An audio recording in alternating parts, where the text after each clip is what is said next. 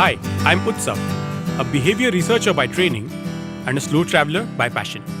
Postcards from Nowhere is a travel podcast where I condense a decade of travel experiences and explore not just the where, but also the why and how to travel. My stories emerge from slow traveling the less explored parts of the world: Bosnia and Herzegovina, Armenia, Uzbekistan, and even China. At the end of each story, I give practical tips and new ideas about how to travel better. This week, we travel to the Palani region of Tamil Nadu and uncover the complex food, caste, and community dynamics of the worship of Lord Murugan and what it teaches us about encountering new religious practices. He is the young and resplendent red god seated on a peacock. He is the presiding deity of the Kurinchi region. He is the favorite god of the Tamils. This is a translation from Tholkappiyam, the most ancient surviving Tamil grammar text and the oldest surviving long work of Tamil literature.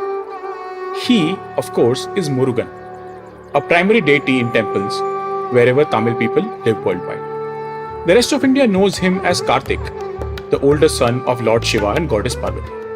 In Vedic texts, he is known as Skanda or Kumara, and his personality is defined by abstract principles such as sonship, war, and energy. The Kurinchi region, of which he is the presiding deity, refers to the hill landscape, among the 5 landscapes defined in Tamil Sangam poetry. So fittingly, his most famous temple is built on a hill in Pazhani, located in the Dindigul district of Western Tamil Nadu. The Palani Murugan temple is visited by over 7 million people each year. To put this in context, the population of all of Tamil Nadu itself is about 75 million. So theoretically, 10% of the state population visits the temple every year. In episode 132, 9 Poisons, Tamil Mountain Gods and Food as Faith, we delve into the legend of Murugan and how 4,448 local herbs found in Pazhani hills were used to create 9 poisons which make up the idol of Murugan at the temple. There is a widespread belief that contact with this embodiment of Murugan can heal any disease and remove any misfortune. Thus, Murugan is often known as Kali Yuga Vaidyanathan, or Doctor of the Dark Age.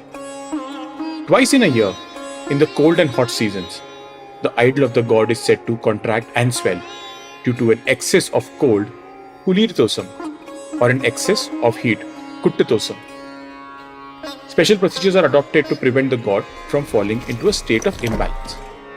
Thus, these 2 seasons are the occasions that offer the 2 most important festivals in this temple. Thaipusam is the winter festival and Pankuni Uthiram is the summer festival. But there is a distinct difference in the who and how of this worship. The winter pilgrims are the Natukote Chettiars, a trading caste which came to be known for the wealth they created all over South and Southeast Asia. For a deeper understanding of the history of the community, listen to episode 118, Chettiars, Burma and Fiery Dragons. So devoted are the Chettiars to Lord Murugan that they call him Chetti Muruga, the sweet trader, and keep an empty seat for him when they need to discuss their finances. As the financial year closes, virtually the entire community comes to Pazhani, walking barefoot, covering a distance of some 160 miles across villages, towns, paddy fields and forest areas. All along the way, these pilgrims refuse the kind gifts of food and beverages offered by pious villagers. Instead, the Chettiars organize impressive meal giveaways in which thousands of people are fed with the profits from the trading business. Amongst these, one group of male pilgrims carry on their shoulders a yoke or kavadi, on which pots of unrefined sugar are tied up. The sugar will be used in combination with other ingredients to prepare Panchamritam, the principal substance in God's festive winter bath. The sugar is thought to be a heating substance and would warm the idol. Other foods which are considered warming are honey and even meats like pigeon and chicken. As the pilgrims get closer to Pazhani, the urgency to reach increases. The last leg of the pilgrimage, the circumambulation of the outer and the inner corridors, is a speedy 2-mile race, with bystanding devotees encouraging the runners with traditional slogans. After the race, the yokes are lowered from sore shoulders. and the pots containing the unrefined sugar are untied to be used to make Panchamritam. But the Panchamritam itself gets transformed in the process of the god's bath. Before the bath, it is considered very hot. After the bath, however, it is extremely cold, for it carries within it the excess of the cold of the god's Panchamritam washings. This is considered to have healing properties and restores the health and normal functions of the body. The summer pilgrims are the Kungu Velalar counter or the farming caste. According to the Kungu Velalar Purana, they trace their origin to Marbal, a mythical figure who was created from the river Ganges to rid the world of hunger. Marbalan turned to agriculture and his descendants became the Velalar. So the traditional roles of the community became agriculture and cattle rearing. As the summer is about to end, the Velalar farmers bring pots of water from the Kaveri river for Murugan's festive bath. This water is said to be cooling as water from the Ganges, which harks back to the origin story of the Velalar farmers. This is done around mid-May and the period is known as Agni Nakshatra, considered as the hottest part of the year. And this too becomes a thing of endurance, since devotees have to physically climb 365 steps with heavy water pots in the scorching heat.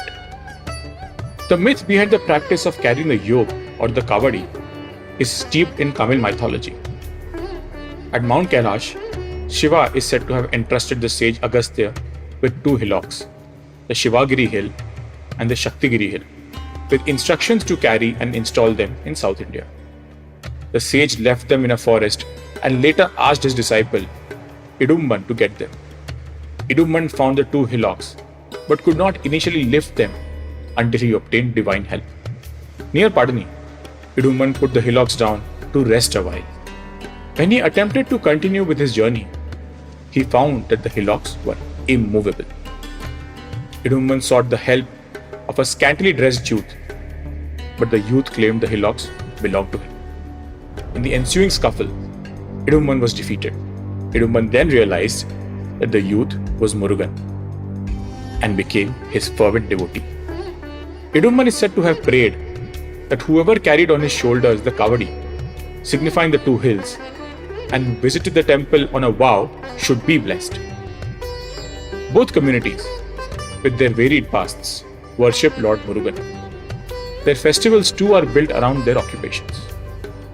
The Chettiars do it at the end of the business year after the end of the winter in early January, whereas the Velalar farmers do it in the summer after the harvest is done and before the sowing season begins.